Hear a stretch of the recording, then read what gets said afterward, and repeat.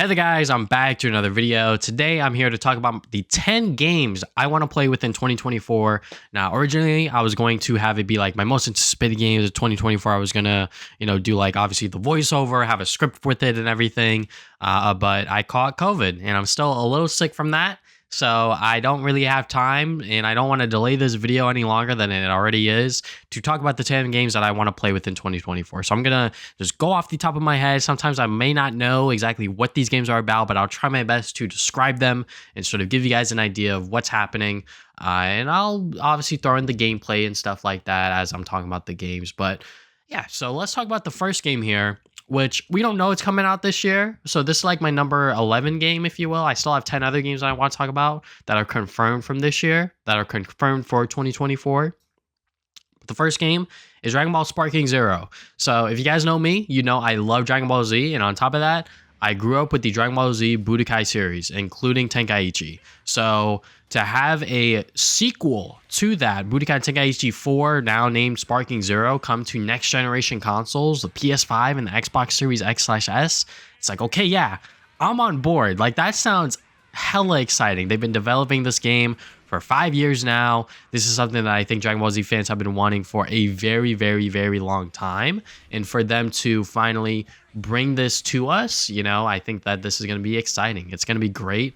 There's a rumor going around that there might not be a local multiplayer, which I think is BS. I think there is going to be local multiplayer. But if there isn't and it's only online, that's going to suck. Because I think that was like one of the best parts of playing Dragon Ball Z Budokai Tenkaichi 2 or 3 was playing the local multiplayer. And I was just playing it with my cousins or my brother or whoever and just like kicking their butt in this 3D anime arena fighter. So yeah, I hope that this game is able to deliver on the promise of being a sequel to the Dragon Ball Z Budokai Tenkaichi series.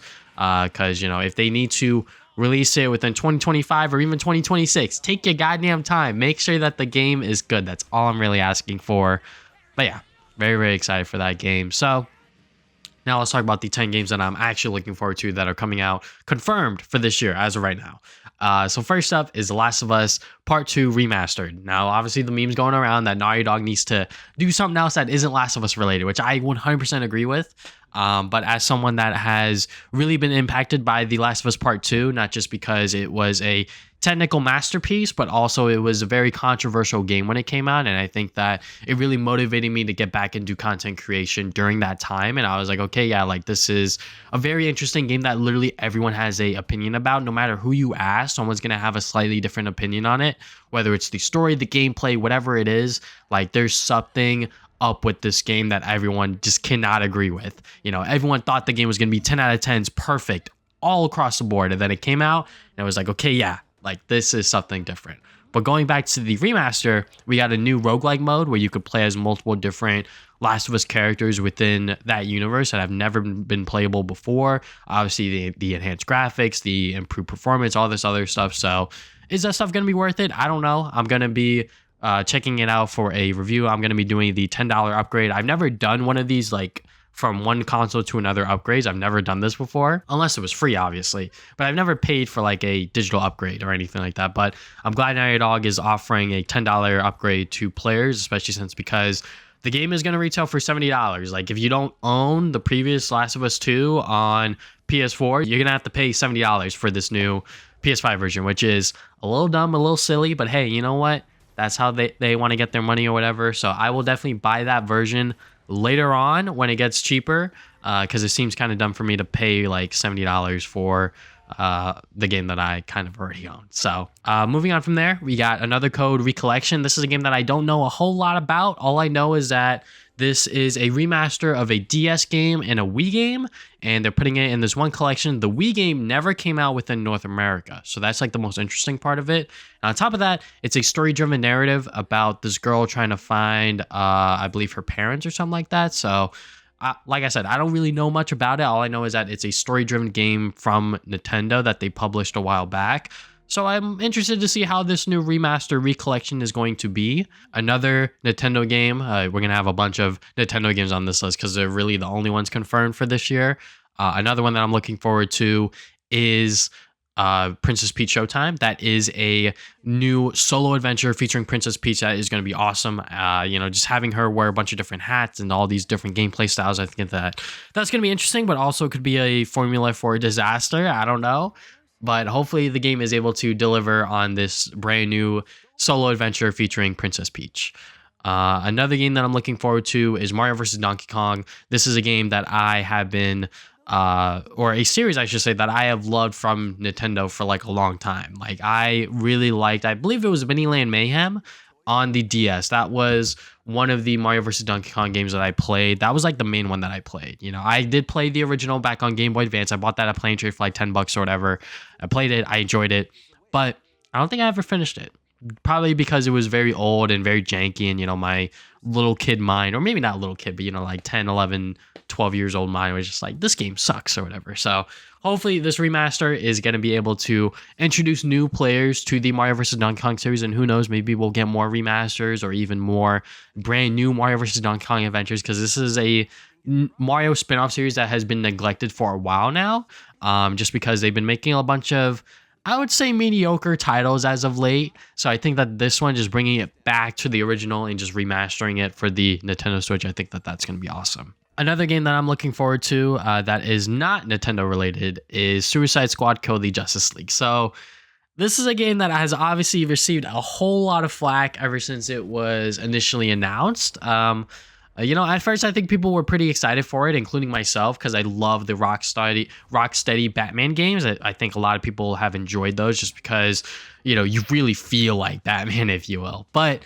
with this new Suicide Squad game, there's a lot of stuff surrounding it that is just like, the gameplay doesn't look all that great. It doesn't look all that, different from like, I guess, other third-person action-adventure shooter games.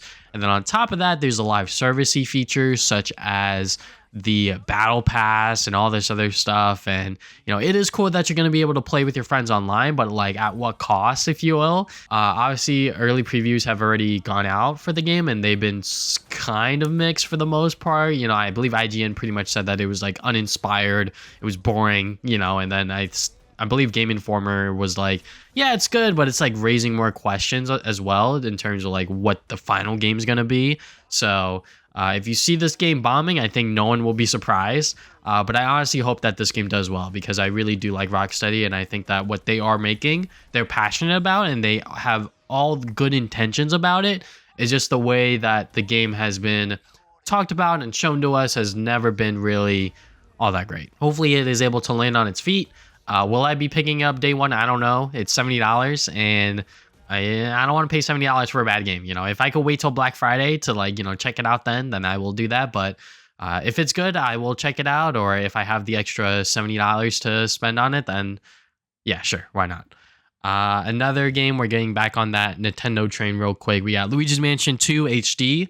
The reason I'm really excited for this is not because I played it on the 3DS, is because I didn't play it on the 3DS. When it came out, I think I was like really, really broke. Like I just couldn't afford like any like new 3DS games that were coming out at the time. So that was one of the 3DS games that have always eluded me, even when it went on Nintendo Selects and was like $20 and everything like that. I never picked it up because I always heard mixed things about it. But hopefully with this new Nintendo Switch port, I'll be able to check it out and also see exactly what the game is about, and maybe see those, not so great features, or maybe even improved upon, who knows. But it seems like it's pretty faithful to the original. So yeah, I'm just excited to play it, because I know that a lot of 3DS games, including that one, still hover around that like $40 price point.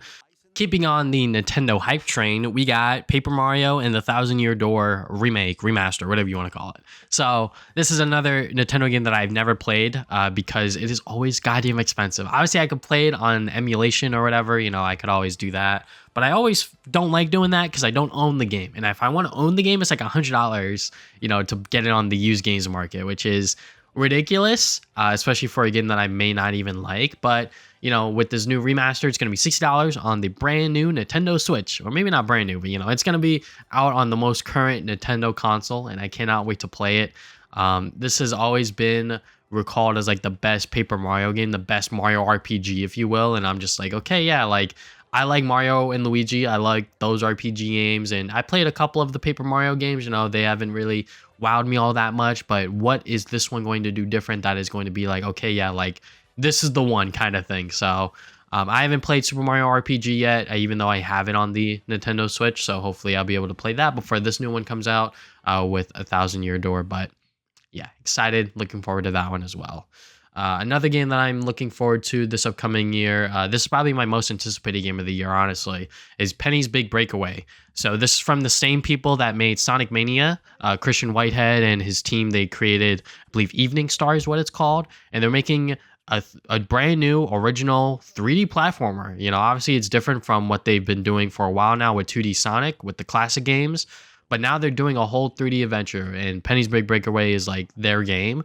And from the previews and the gameplay footage that I've seen, it looks pretty good. I mean, I am very much excited. It obviously has like the physics and the momentum-based movement and everything like that. And Christian Whitehead is like king of that. Like every single thing that he's done within the Sonic games has been perfect, amazing, awesome. So I wonder what he's going to be able to do alongside his team to see what Penny's Big Breakaway is going to offer.